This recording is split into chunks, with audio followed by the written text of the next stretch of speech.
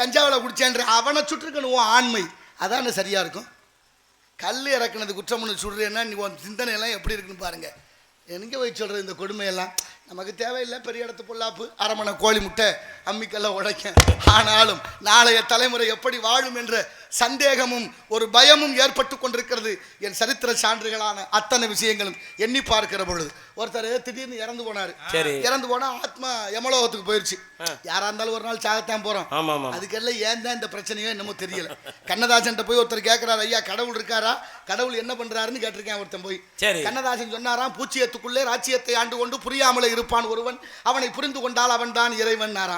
போனவன் சொன்னா, நான் லேசா குழம்பிருந்தேன், இப்படி சுத்தமா குழப்புரியலேன்னு. அவர் சொன்னார், அப்படிலாம் குழப்பமெல்லாம் ஒன்றும் இல்லைப்பா, தென்னையில நீருக்குள்ள தேங்கியுள்ள ஓட்டுக்குள்ள தேங்காயை போல் இருப்பான் ஒருவன், அவனை தெளிந்து கொண்டால் அவன் தான் இறைவன். கோழிக்குள் முட்டை வைத்தான், முட்டைக்குள் கோழி வைத்தான், வாழைக்கும் கன்று வைத்தான் ஒருவன், அந்த ஏழையின் பேர் இறைவன்னார். தான் தான் பெரு வீரர் என்று மார்தட்டி சொல்பவர்க்கும் நாள் குறித்து கூட்டிச் செல்வான் ஒருவன், அவன் தான் நாடகத்தை ஆட்டி வைக்கும் தலைவன்னார்.